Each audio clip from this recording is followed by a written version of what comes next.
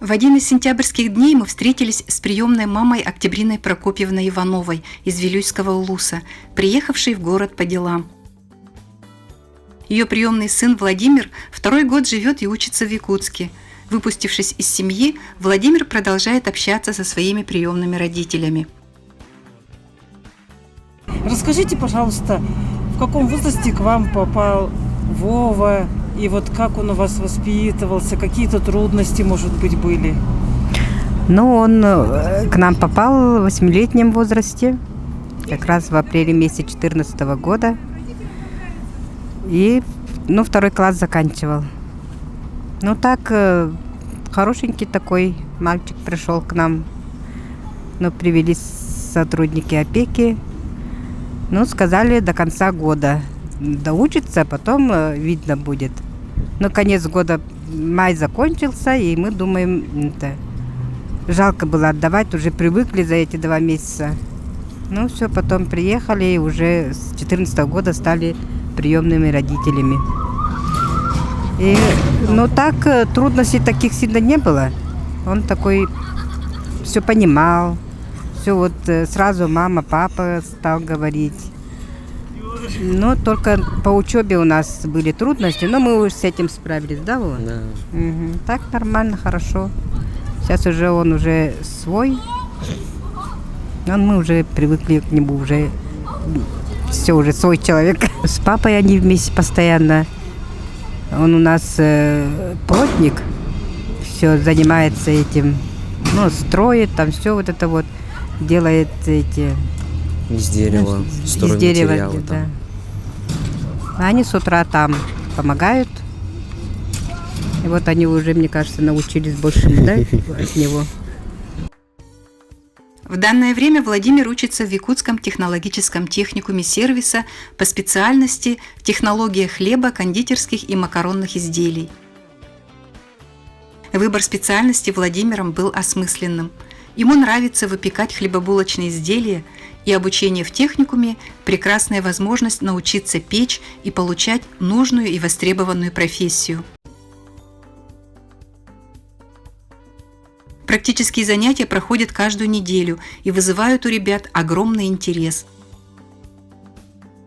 Вова, расскажи, что вы сейчас делаете? Сейчас мы поделились по группам и готовим разные изделия.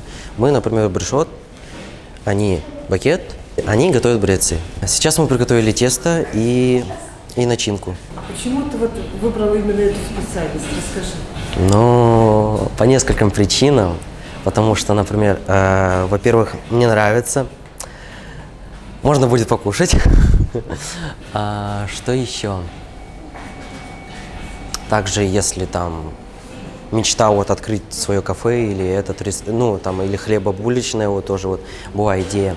И продавать, готовить своими руками. И мне это, в принципе, нравится. Хоть и тяжело, но от малого до великого. От малого до великого Владимир вместе с однокурсниками учится печь хлебобулочные изделия, постигая азы замешивания теста и заканчивая выпеканием самых разных продукций.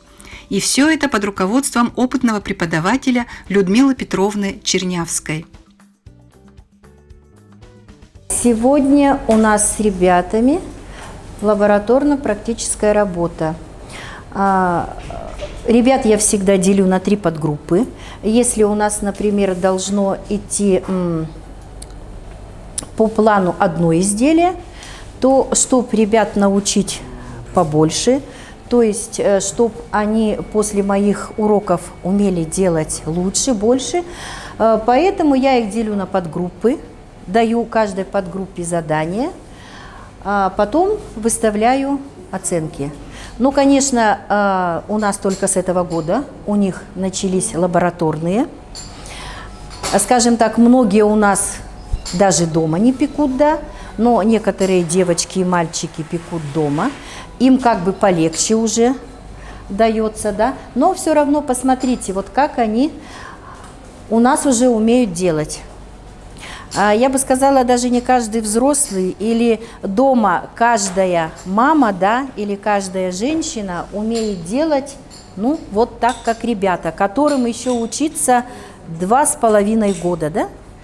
Поэтому вот посмотрите, какие у них навыки. Навыки, которые получают студенты технологического техникума, безусловно, помогут им в дальнейшем кому-то радовать своих близких или, как в случае с нашим героем, открыть свою кофейню со свежей выпечкой. Владимир – добрый и открытый парень, и это помогает ему в адаптации к студенческой жизни. Учится он очень хорошо, на занятиях очень активно участвует, на вопросы отвечает, на дискуссии участвует. Также участвует на разных мероприятиях внутритехникумских. Не было такого, что если я что-то попрошу, он что-то отказал. Да? Такого не было никогда. Он очень отзывчивый, дружелюбный, общается со всеми. У вас же в техникуме тоже обучаются вот студенты числа детей-сирот, да? Какие меры поддержки в вашем техникуме есть для такой категории студентов? При учебе они получают полную материальную обеспеченность. И в общежитии тоже они проживают, если дают заявление, они все поступают в общежитие в первую очередь.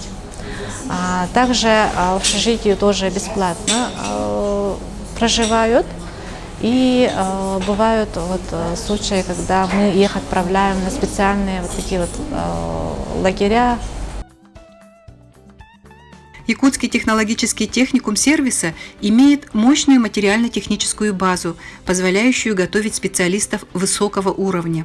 Уже который год студенты техникума успешно участвуют в национальном чемпионате «Молодые профессионалы WorldSkills Russia». И учеба Владимира в данном заведении позволит ему обрести необходимую профессию и найти свое место в жизни. Огромную роль в его жизни по-прежнему занимают приемные родители. Вот расскажи, что тебе дали приемные родители? Чему тебя научили? С каким багажом знаний ты вышел в самостоятельную жизнь? Сейчас до сих пор учим, да? Учимся и учусь. Чтобы больше самостоятельности было. Самостоятельность у меня так вроде есть, но бывает, что и нет вроде, да? Все равно звонит, спрашивает, да? Да. В чем, на ваш взгляд, роль приемных семей все-таки? Вот нужны приемные семьи? Приемные семьи нужны, потому что они вырастают в семье, и когда дети в детдоме, но они уже совсем другой характеры, совсем другие. А тут родители и дети, и вот как-то сплощенная какая-то вот это вот друг с другом. За брата, например, вот тут он тоже, младшую сестру тоже обожают они. И, ну, такой вот, какими они становятся, как сказать, мягче и спокойнее, вот они как-то это. Но в приемной семье все равно надо.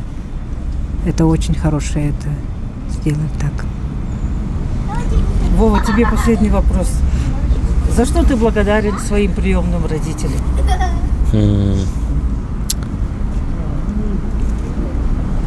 Скажу, наверное, так, что спасибо, что, наверное, забрали меня в тот день, когда там, в один день, ладно.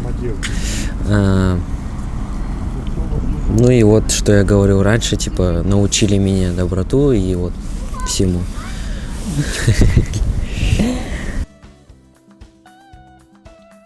Владимир только начинает свою самостоятельную жизнь. Ему нравится учиться в техникуме, где созданы все необходимые условия. Его поддерживает приемная семья. И самое главное теперь зависит от самого Владимира – оправдать надежды близких и достичь поставленных целей.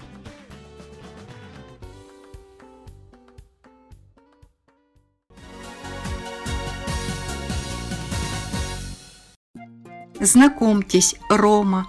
Ему 12 лет. У мальчика много увлечений. С удовольствием он играет в шашки. Любит Рома читать стихотворения.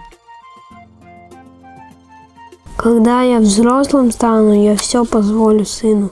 Руками есть сметану и прыгать мне на спину. Валяться на диване, на стенке рисовать.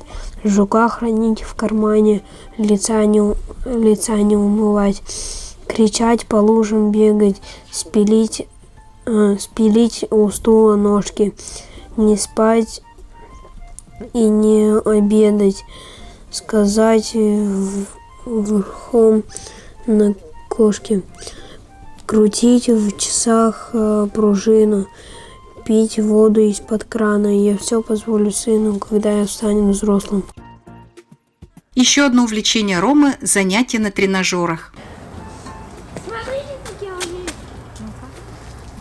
Это другие, да?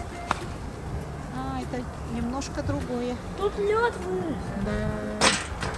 Ночью были заморозки сильные. Чуть не упал. У мальчика хорошая физическая подготовка, он не ленится и с удовольствием осваивает тренажеры. При правильном развитии и должном воспитании Рома может стать хорошим спортсменом. Рома немного стеснительный, но, как и у всех детей, у него есть своя мечта. Ром, а ты знаешь, зачем я тебя снимаю? Зачем? Мы хотим, чтобы ты попал в семью. Ты хочешь попасть в семью? Хочу. Вот. Расскажи, Ром, а в какую семью ты бы хотел попасть? В многодетную. Ром, а вообще что такое семья, как ты думаешь? Ну, это мама и папа, и братья, и сестры. Ром, а мама какая должна быть? Добрые. А что бы ты хотел, чтобы мама для тебя делала в твоей семье? Чтобы ухаживала за мной. А папа какой должен быть? А папа, чтобы помогал мне с уроками. Мы надеемся, что Рома, добрый, светлый и открытый мальчик, обретет семью, большую и дружную, которая станет родной для нашего Ромы.